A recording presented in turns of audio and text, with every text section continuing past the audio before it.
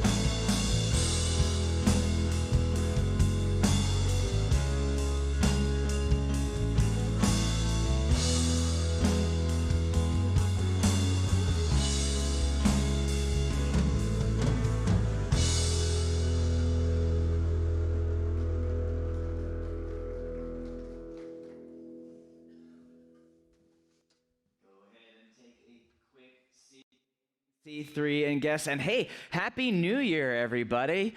If you're new here, my name's Ted. I'm one of the pastors here at C3, and I want to thank you for joining with us, whether you're here in person or joining us online live right now. If you are relatively new to the church, let me welcome you to C3. We love to have guests, and one of the ways that we find we actually get to connect with a lot of the new faces we see here is by people sharing C3's either their live broadcast on Facebook or simply just sharing and inviting folks to come join them here at C3. Some of you this morning, if you're subscribed to our text alert system, you probably got a little notification text this morning. That's something that you can share along, but we really encourage everybody to take a moment and think about ways you can involve other people in your life so that they can join with you here when you come to worship here at C3. If you are new, let me ask you to do me a favor. In the seat pocket in front of you, if you're here in person, are these little yellow cards. It's a little way that we find out more about the folks who are visiting with us. If you don't mind taking a moment and filling that out, you can either drop it in the offering bags as they go around, or upgrade, even better, if you want to take it to the welcome desk on your way out, you can get this handy dandy C3 mug filled with lots of seasonal goodies in there. So if you want to do that, please do just drop that at the Welcome Center on your way out. We would love to give you a gift this morning, and thank you for visiting with C3. As I mentioned already, we are going to pass an offering here in a moment, but at the start of the new year, it's always a great time to get signed up for automatic giving. If that's something you haven't done before, that's the way that I give here at C3. Super easy to do right off of our website, c3wheeling.com/give. You can get set up for once a month out of every 2 weeks, however it works for you, but it's an easy way to kind of set your giving for the year and not have to worry about it moving forward. You just kind of set it and let it go. So that's a safe, easy option for you as well. Well, we've got lots going on in the life of our church coming up in 2022. A lot of that is listed in your bulletin, but just two things I want to make a note of. One, we've got baptisms scheduled coming up February the 13th. If you're a follower of Jesus, but you've never been baptized, let me just really encourage you to consider baptism as your next step of faith. It's something that Jesus calls us to do as his followers, and it's a way to, in your journey of faith, just to take a moment in time and acknowledge what God has been doing in your life, and maybe ask him to take that moment as a way to remember what he's done, and then propel you into the next leg of the journey that he has for you. So if you've never been baptized, or maybe you're just interested in baptism, maybe you were baptized a long time ago and you don't know if that really reflects your faith currently, sign up for baptism. You can do that through our website, and that just begins the conversation with me or one of the other pastors about what baptism might look like for you. So please consider that.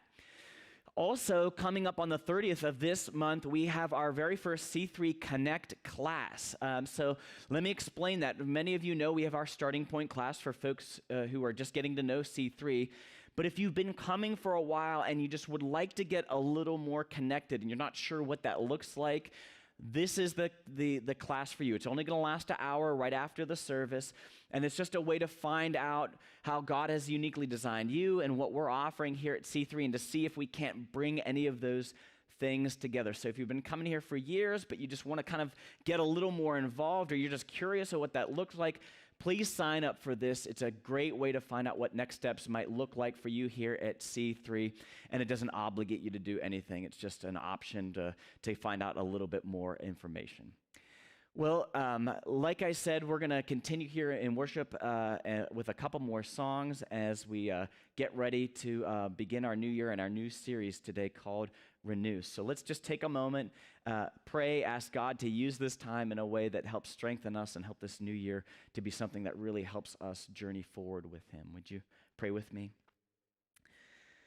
Father, thank you so much for the opportunity to gather, just to pause and reflect, and whether we're looking back over the previous year or just looking forward to what you have in 2022, we're coming here with our hands open, asking that you would guide us and take us on our next step. So please use this time for that. Help our focus to be exclusive on you, and may you speak to us in this moment of time. We pray through your Son, Jesus' name.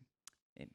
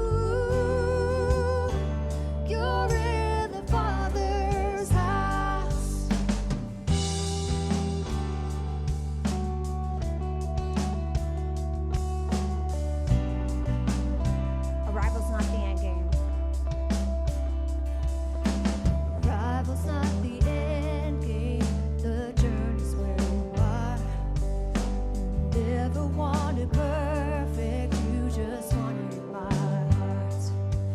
And the story isn't over if the story isn't good.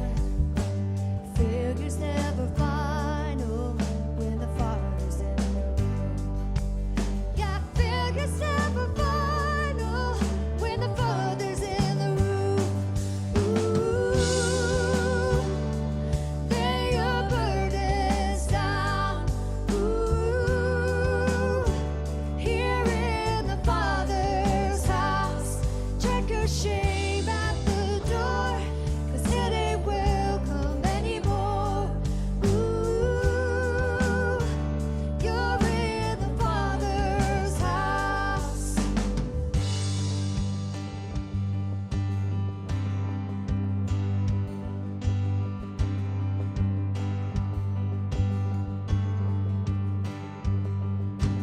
Prodigals come home, the helpless find hope. Love is on the move when the Father's in the room. Prison doors flame wide, the dead come to life. Love is on the move when the Father's in the room. Miracles take place, cynical but faith.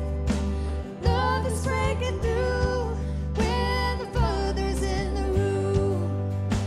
Jericho walls are breaking, strongholds now shaking. Love is breaking through when the Father's in the room. Yeah, love is breaking through when the Father's in the room. Ooh, lay your burdens down. Ooh, here in the Father's house, check your shame at the door, 'cause it ain't welcome anymore. Ooh, you're in the Father's house. Ooh, lay your burdens down. Ooh, here in the Father's house, check your shame at the door, 'cause it ain't welcome anymore. Ooh, you're in the Father's house.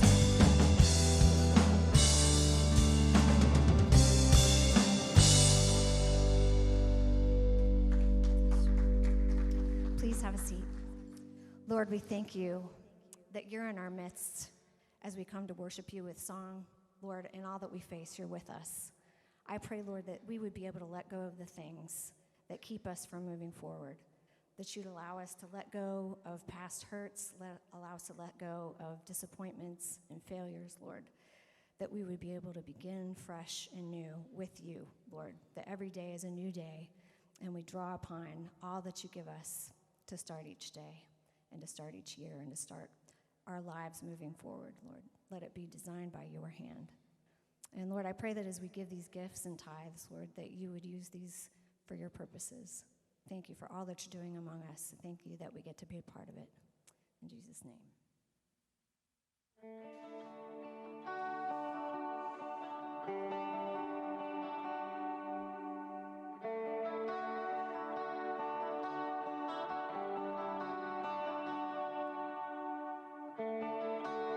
Worthy of every song we could ever sing, worthy of all the praise we could ever bring, worthy of every breath we could ever breathe. We live for you.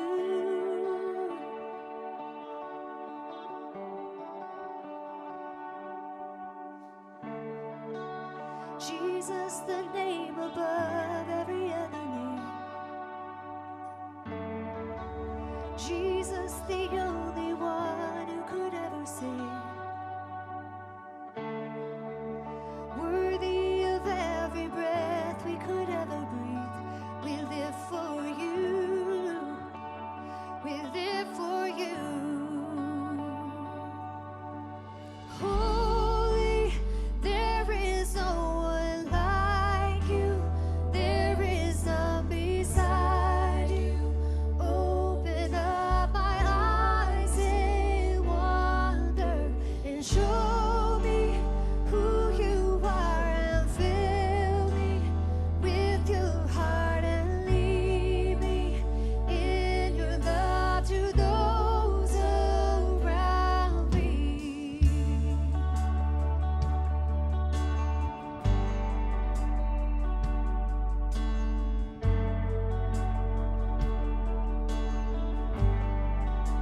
Jesus, the name above all names. Jesus, the name above every other name. Jesus, the only one who could ever save. Worthy of every breath we could ever breathe. We live for you. We live for you. Holy, there is no one like you. There is none beside you. Open up my eyes in wonder and show me who you are and fill me with your heart and lead me in your love to those around me.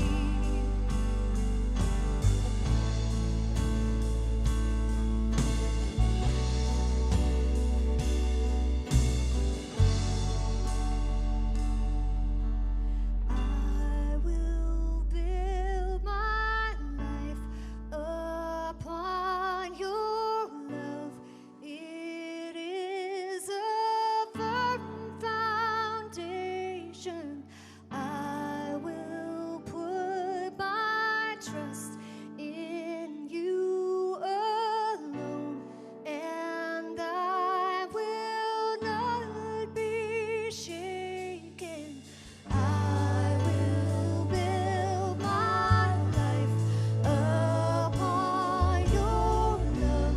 It is a firm foundation. I will put my trust in you alone, and I will not be shaken. Holy, there is no one like you. There is none beside you. Open up my eyes in wonder and show me who you are and fill me with your heart and lead me in your love to those around me.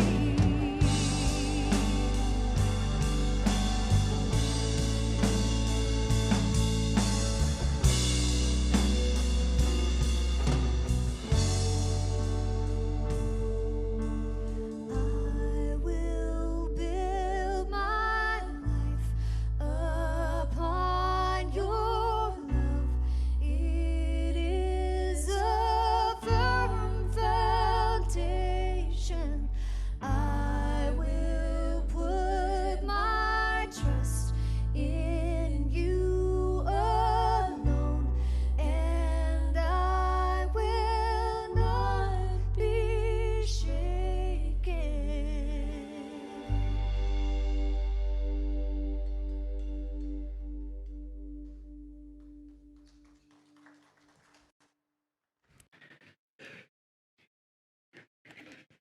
Well, here we are, firmly into the new year and all of its promises. But, maybe it's just me. I just ponder these things maybe a little too much. But have you ever wondered, what's really new in the new year? What's actually new? Anybody here actually a little bit newer in the new year? You're getting younger with each passing year. Anybody here? Nobody? No takers? Anybody? Any of the problems that existed in December, the variants and political issues and other kersnuffles? Any of that actually new in the new year? I don't think any of that stuff goes away. The bills, spoiler alert, will not be going away. Those will be coming in your mailbox in January. So there's not a lot, honestly, that's new about the new year. And the only thing I can think of that's actually new in January are the commercials. The commercials suddenly go from eat more thing, buy more things to Why did you eat that? Stop eating that thing. You know, it's like instantaneous. Like the ball was literally dropping, and Planet Fitness was like riding the ball down, telling me I need to go to the judgment-free zone.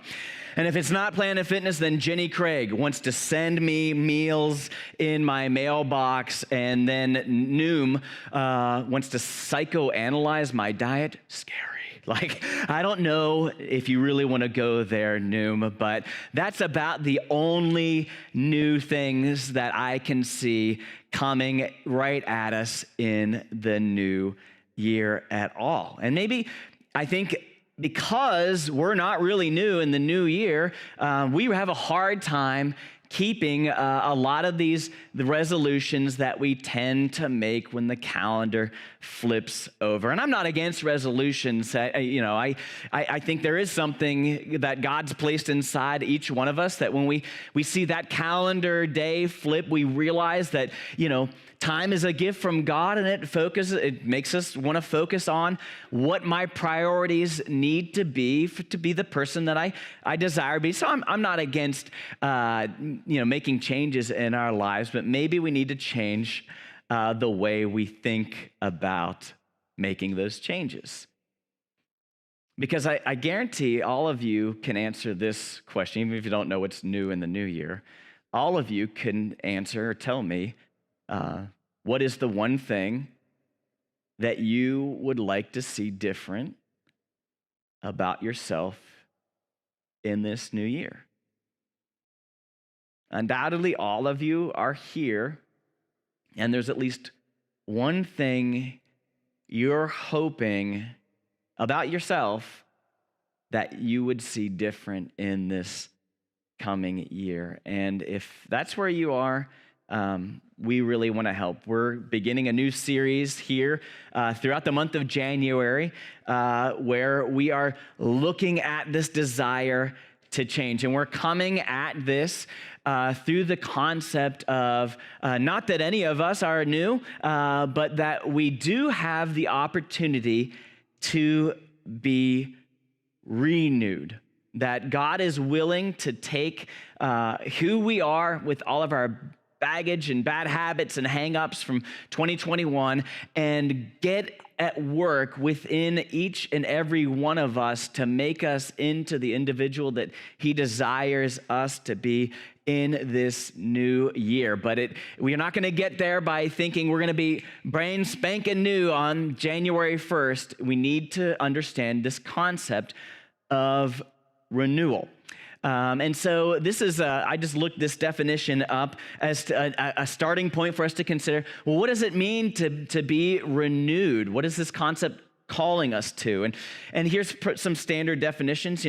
Renewed means to become new or as if new again, to begin again, or to be restored to a former state. And my guess is that when most of you are looking forward to something new in the new year, that heart desire is really us crying out to want to be renewed. We want someone who will come and help us try again. And that's what I love about this concept of renewal. It means that we have the opportunity to start over. And I think that is something all of us are looking for. And that actually is a promise that the Bible offers to us, that in the end, we can be restored to a former state, to something which has been lost, this connection to God that was originally lost. But how we make this journey to renewal makes a big difference in all of our lives. And so throughout this series, we're going to be looking at different ways that we can make this journey, what the right way is, and what the way that is going to lead us into some hangups. And so for my main point today, I'm going to focus in on this simple concept. That's today's big idea, that if we want to be a people of renewal, we need to be a people who give grace.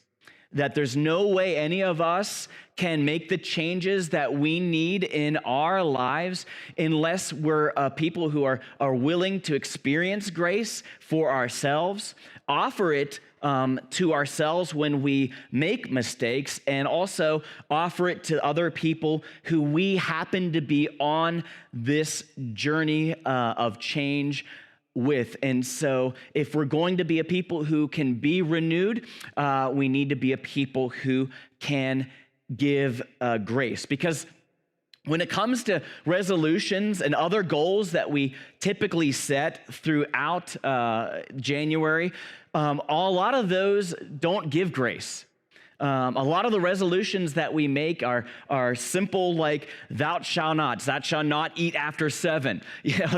Thou shalt not spend more than X amount of money a month on this item or that thing. And these resolutions and goals that we set are very stark, and all they offer us is a pass fail. Did I do it or did I not? And they don't offer us the power to actually do something different.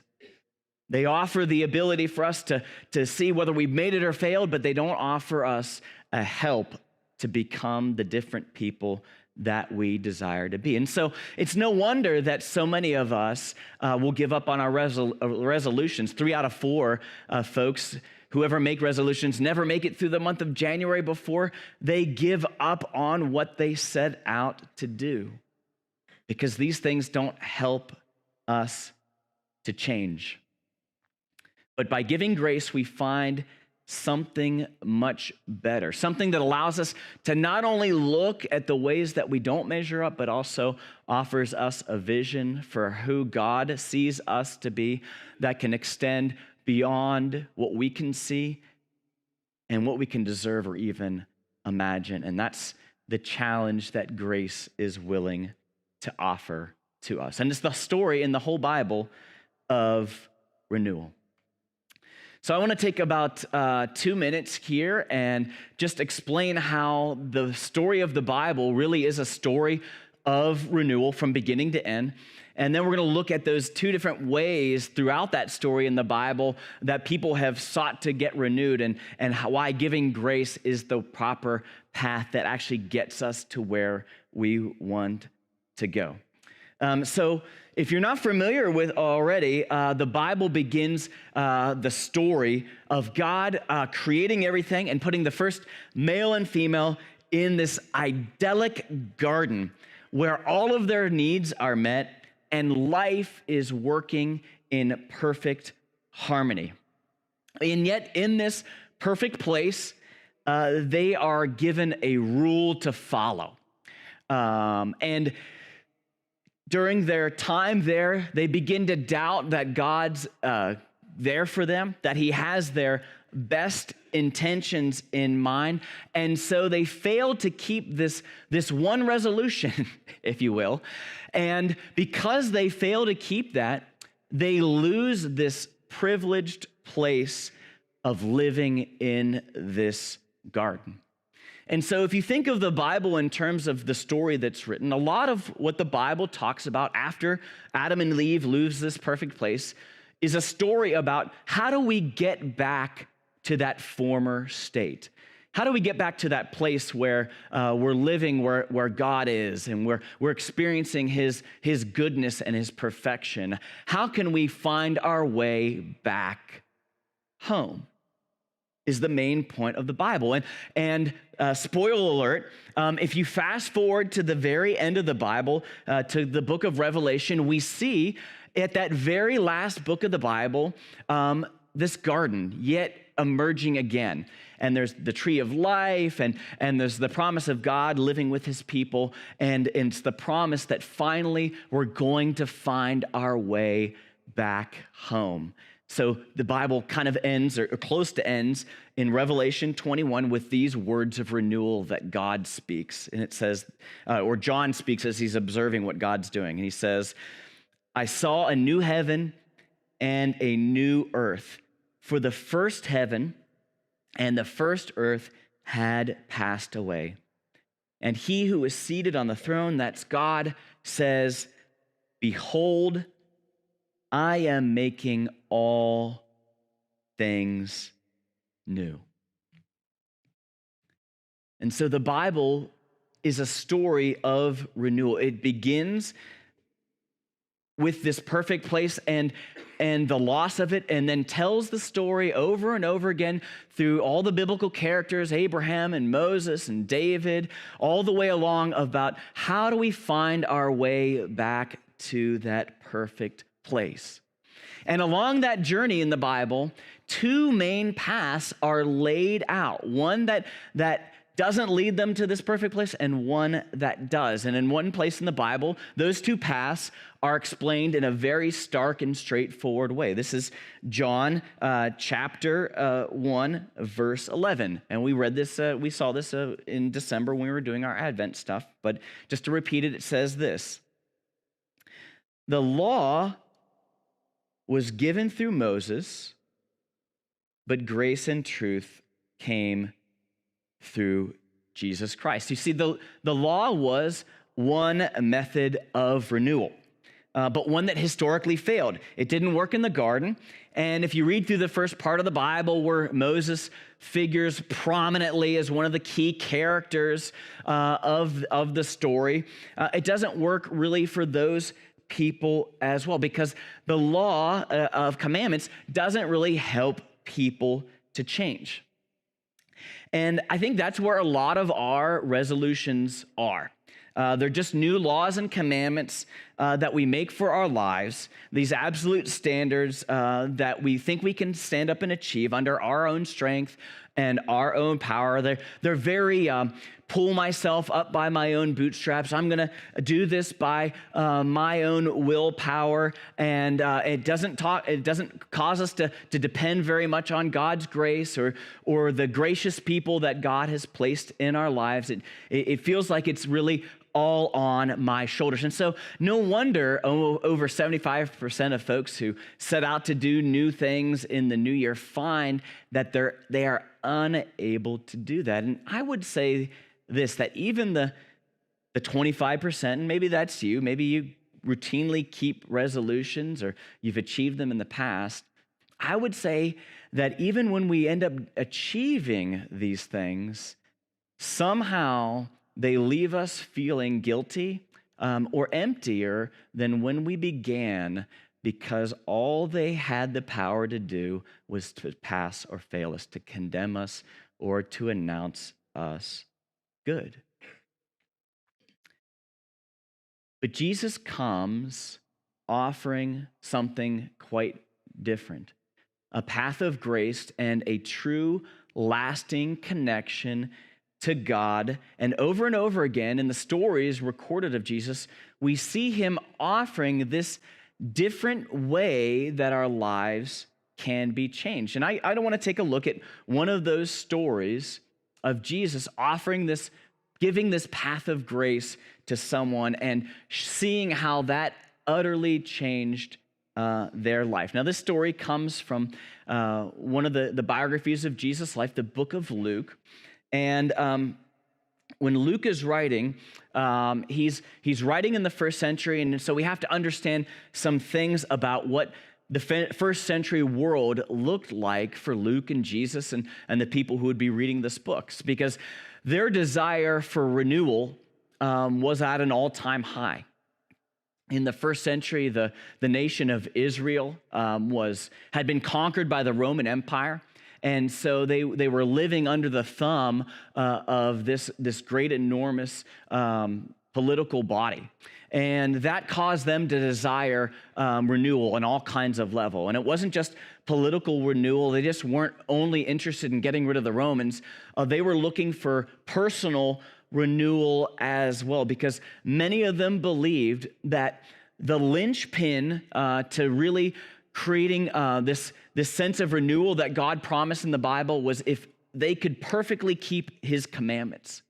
They thought that, that if they could just get enough people on board doing the right things, that God, in a sense, would be unable to resist their righteousness, and he'd have to do something about all the other problems that they were facing. And so they were a people desperately seeking renewal, both politically and personally.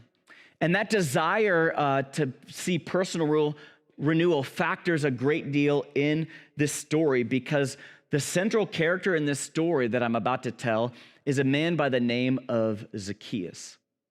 And Zacchaeus, as we'll learn, is a chief tax collector, which means that he has switched teams, and he is actually helping the Romans continue to enforce their rule by collecting taxes, which probably also means that Zacchaeus is a little bit of a thief, because the only way you could make money in this hated of all career paths in Israel is by making sure that you tucked a little away for yourself. And so here's Zacchaeus.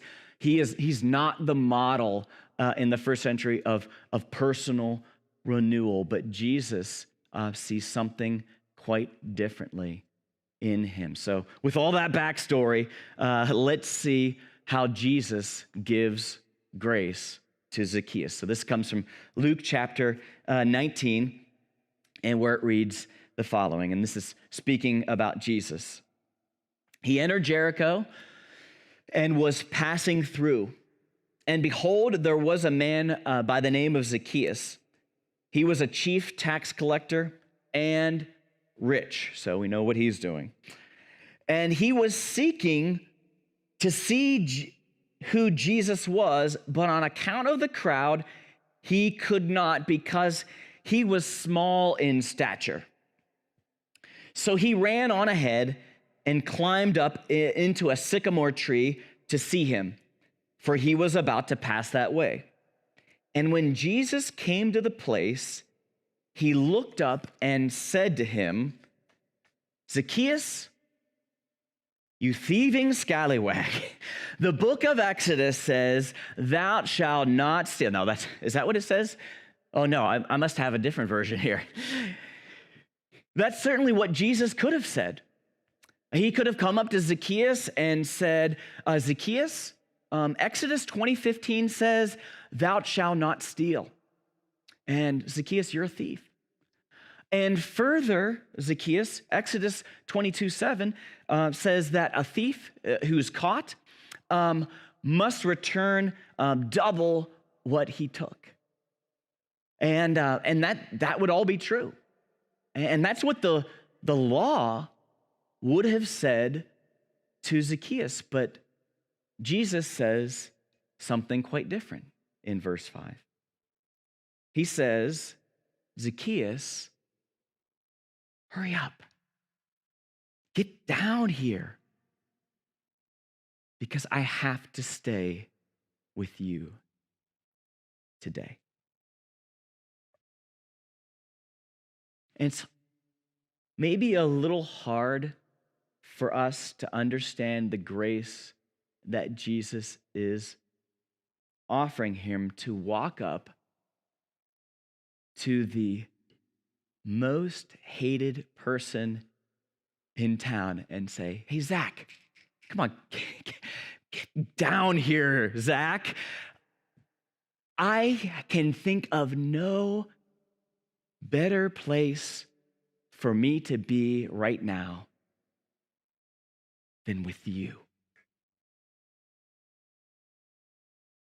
And to invite himself into Zacchaeus' house. And he's not inviting himself to Zacchaeus' house because Zacchaeus has the best schnacks in town. It's like he is rich, but Jesus isn't just inviting himself over for the best Hot Pockets available in town here. Jesus is doing something very strategic and communal in the first century, because to break bread with somebody in the first century announced to not only that individual, but to the entire community around him that I am not ashamed of you.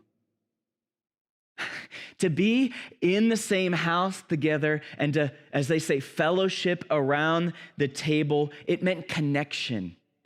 It meant family. It meant community.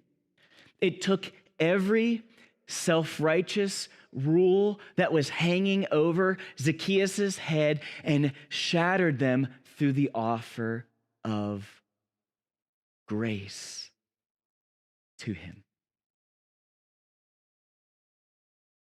And in shattering the condemning power of grace, Zacchaeus is set free to do far more than the law could ever command. Notice his response in verse 6.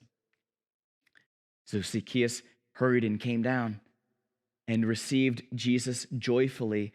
And when they saw it, this is the crowds, they all grumbled, apparently loud enough to be heard, and said, Jesus has gone to be the guest of a man who is a sinner. And Zacchaeus stood and said to the Lord, behold, Lord, half of my goods I give to the poor, and if I have defrauded anyone of anything, I will restore it fourfold. And Jesus said to him, today salvation has come to this house because he too is a son of Abraham. For the Son of Man, that's Jesus' way of describing himself, came to seek and save the lost. Zacchaeus here, you'll notice, pledges to give back 4 times what he has stolen. Now, when I quoted Exodus 22:7 earlier about a thief having to give back double, I'm just not making up Bible verses up here, people. That's literally what Exodus 22:7 says. And I think that Luke understands that at least some of his readers are going to understand that was what the law commanded. That was the standard. And so he very intentionally shows that Zacchaeus does twice what the law could have ever commanded him, but he does it because he receives grace. And so he becomes, in a sense, twice the person he could be because Jesus, instead of offering him the law, offers him grace.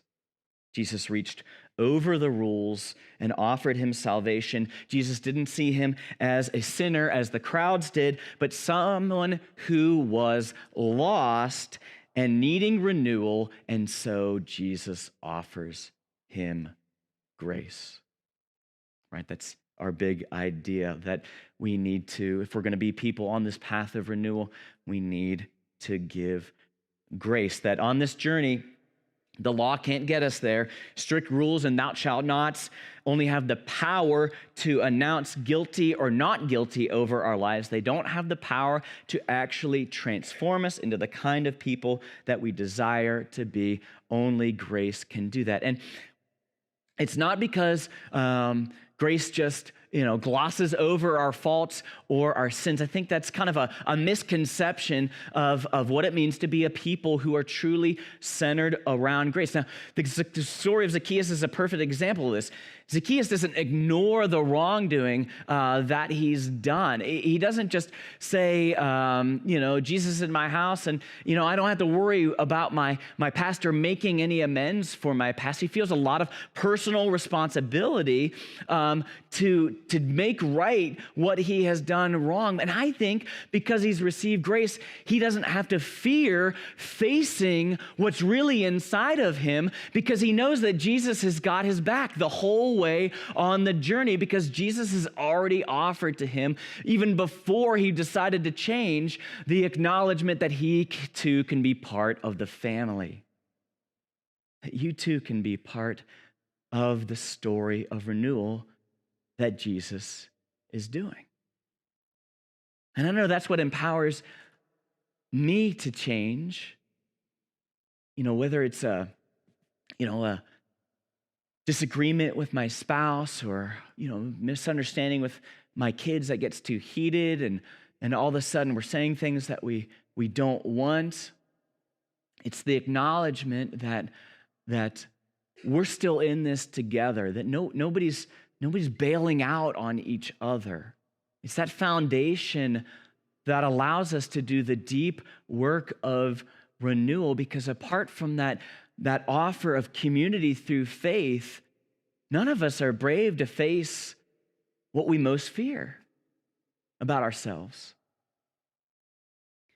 I mean, maybe it's a stupid example, but in thinking through this, I don't know if some of you I know for sure have gone on some of our men's weekends before. They had these retreat centers out in the middle of the woods, and like a lot of these places, they have different kind of outdoorsy course things, and one of the ones that I love to do are the ropes courses, and it's not like the one up at Ogleby, which is, it's good, it's fine, it's like 10 feet off the ground, it's good, it's fine, but these ones are like 30, 40 feet up in these trees. I mean, you're at the top of these telephone poles, going from place to place, and whether it's the one up in Ogleby or the one at these retreat centers, they're all the same. You get strapped up, they put you in this massive harness system so that you can take these belay hooks and like belay on, and you clip on and you move from obstacle to obstacle. And my wife's going to hate me for this example. She hates heights, but I really love it up there. I mean, there is something just truly peaceful about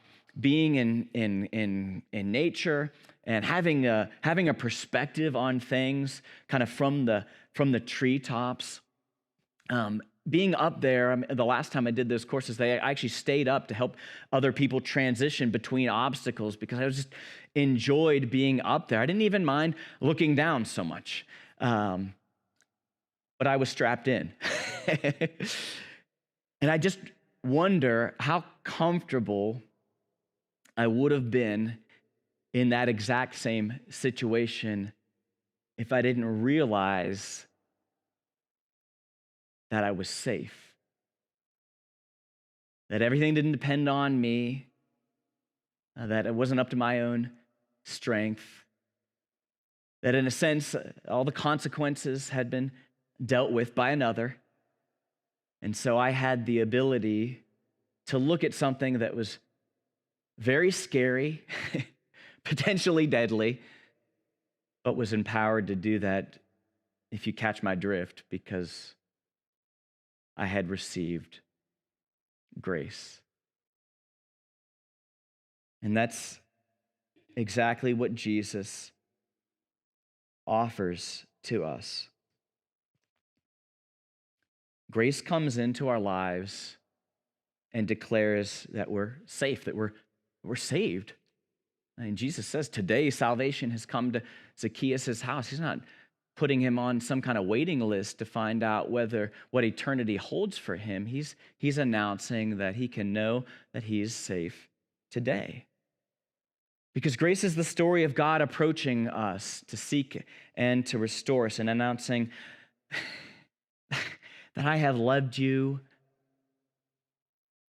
since before the day you were born, that I have dreams and hopes and plans for the rest of your life that you couldn't understand even if I explained them to you, that you don't have to hide from me because I already know you inside and out. I'm the God who's given you life. I am the God who will offer you grace. I am the God who is seeking to save the lost, to offer them renewal. This is my story from the whole beginning, that I am chasing after you in order to bring you home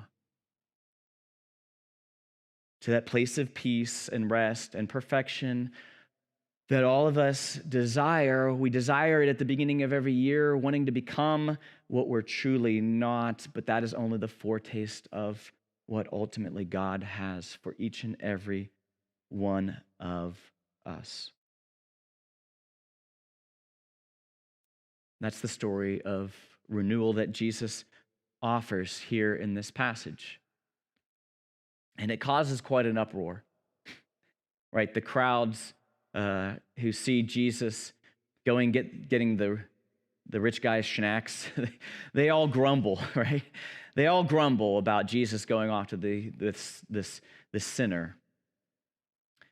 But as many of you know, I'm sure you realize that the crowds weren't satisfied with just grumbling at Jesus. Eventually, his life was so unexplainable because of the grace he offered that the crowds and some of the religious leaders of Jesus' day colluded against him. And ultimately, he was arrested, betrayed, and crucified because he was someone who offered grace in a way that they couldn't understand. And yet God took that moment at the cross and does something incredible there. He, in that single moment, shows us not only the incredible cost that loving us would require of him, but his willingness to offer it all the same. And so the cross has this weird reality of confronting us about who we are and what's inside of us potentially, and yet at the same time that we see the depth of that, it's offering us the very forgiveness that we need to actually look inside and experience the renewal that God desires for each and every single one of us. So for Christians, the cross has always been this place that we look to find in this simple, singular act, the amazing story of our brokenness and God's incredible love for us coming together in that one moment. And as we focus on that as Christians, we find the renewal that we need to move forward and to be changed and to be transformed. And that's what God desires for each and one of us, to look to Jesus and through the power of God's Spirit to be renewed every single day. Because even though the Bible describes that God ultimately finishes the renewal at the end, the offer to become renewed extends to every single one of us in this present moment, just like Zacchaeus. In fact, the Bible says those very things. 2 Corinthians 5:17, this could be your New Year's verse if you're still looking for one. It says, "Therefore, if anyone is in Christ, he or she, you're a new creation. The old has passed away. Behold, the new has come." God has already begun to renew the face of the earth. But spoiler, it begins with us. We don't have to wait for anything. We're not sitting around waiting for this to happen. We can actively engage with God in the path of grace that he's laying out in front of each and every one of us and begin that journey right now by looking to Jesus, understanding what the cross offers to us, and taking a step forwards towards him. And so how can we take a simple step forward in becoming a people who give grace? Let me offer a potential next step here that might be helpful for you. It's always been a go-to one for me. And that is pack your bags and move out of the land of Ur. Now, that's going to take some explaining. One of my favorite pastors, Andy Stanley, uses this, so this isn't original with me, of talking about living in the land of Ur. And how do you know you're living in the land of Ur? Well, it's when you go around most days and think to yourself, this person is thinner, better, richer, or holier than I am. When you find yourself playing that comparison game, this person's thinner, better, holier, prettier, richer than mine, or even the other way around, like I'm thinner, I'm prettier, I'm better, I'm holier than this person. When you find yourself using Ur and living in the land of Ur, then you can be sure that in that moment, you're probably walking down the path of the law, meaning you're walking around with some kind of flat standard that you're using to evaluate everybody around you. You're just cookie cuttering away and making comparison with them. So when you find yourself in that trap, give grace. Give grace to yourself. Realize that if you're not as as this other person is, that you're a person on a journey. And so it doesn't matter where they are compared to where you are. It just matters where you're looking to go, because that determines your direction better than anything else. And if these are people in your life, give grace to them if they're not as in something as you are, realizing that all you know about the people that you see is a small fragment of their journey. You don't know their backstory or their baggage. You know it for yourself, and you wish they would offer you grace. So let's just assume we don't know them as well as we think, and give grace to those who may be journeying alongside of us. Get out of the land of Ur. Let that be your barometer with how you're doing on this path, and help you to move forward in giving grace. With this start of the year and the changing of the calendar is a moment when we look at time and realize how precious it is. And of course, that also causes us to take a look at some of our priorities. Are we really focusing on what the main things are in life, and are we becoming the people that we deeply desire to be? But a lot of times we only do it at this time of the year, and it kind of hits us all at once. And so we feel, drastic times require drastic measures. And so we come up with these lists and these things, which aren't necessarily bad, but a lot of times the way that we word them or hang them over our life sounds a lot like the law. That you have to do this and you have to do that, and if you don't, you're just not going to make it, and you're just a failure again. But none of us has the power to make us new, because all of us are starting this year at different places, and we're not new either. Instead of being new, we need to focus on our renewal. And good news, that's the very business that God desires to be in for our lives. That's the very story he's been writing from the beginning, and that's his hope-filled goal for everything one day, that he will make all things new. And between this very good beginning and the very better end, we're on this path of renewal, following Jesus, who comes into this world not offering the law, but grace and truth. And when we're on that path, we learn how through him we can walk on the story of grace.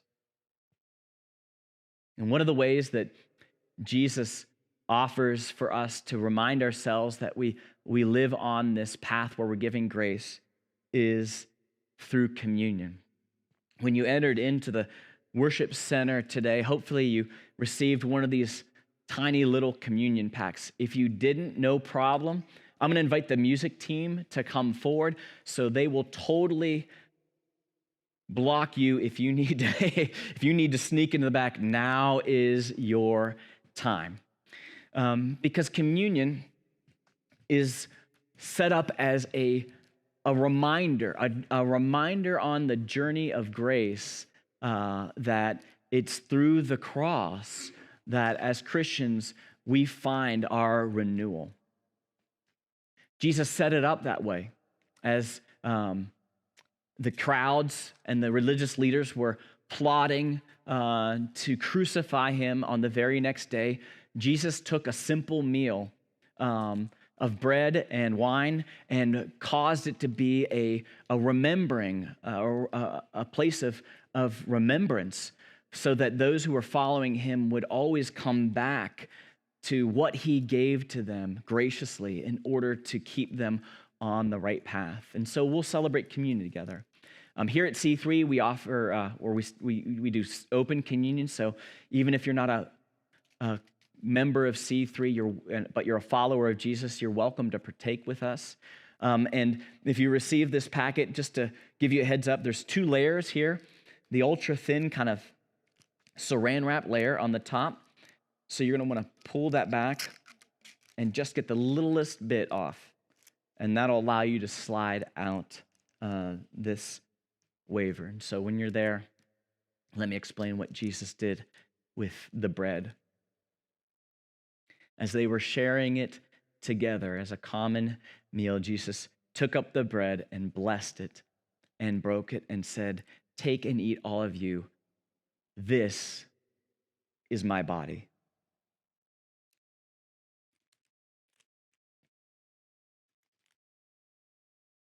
And so after offering his body to them as what would sustain them, he turned to the cup and said, "This cup is the new covenant," not that old path, the new one that I'm offering through my blood.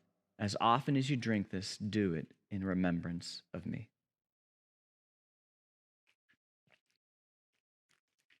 When we do that, we remember the grace of God offered to us at the cross of Jesus. And as we continue to do that, we will remember it until the day of renewal and his return comes. And so that gives us much to celebrate. If you don't mind, please stand. We're going to continue to celebrate God's grace through one final song.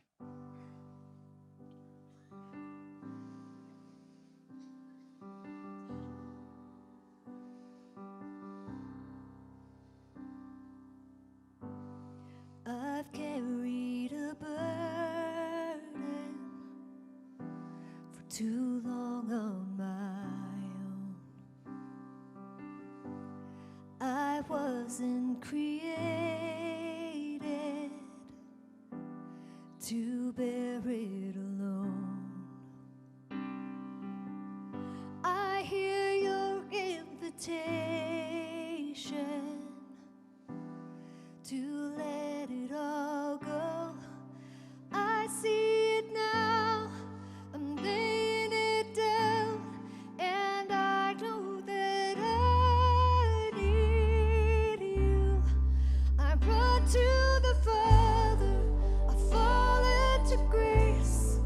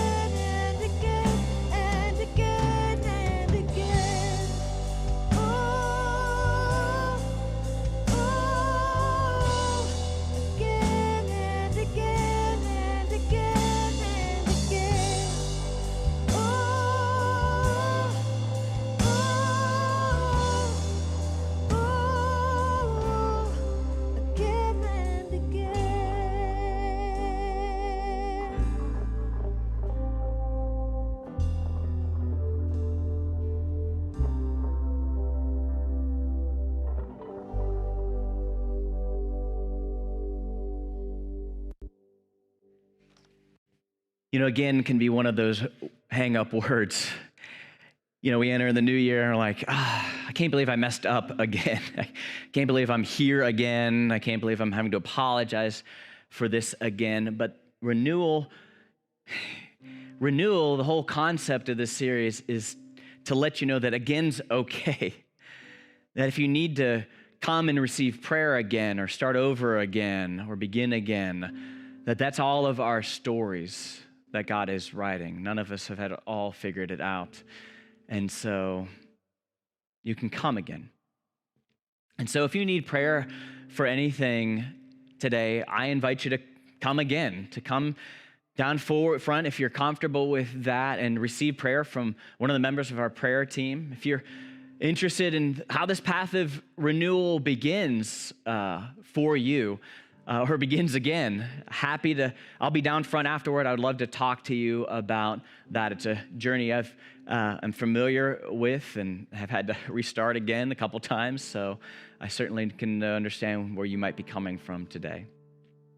If some of that seems a little too much, but you still need prayer about something, there are some of these blue cards in the seat pocket in front of you. You can drop them at the Welcome Center or on the little offering bins by each of the exit doors so that we can pray for you as a staff or put you on our prayer list.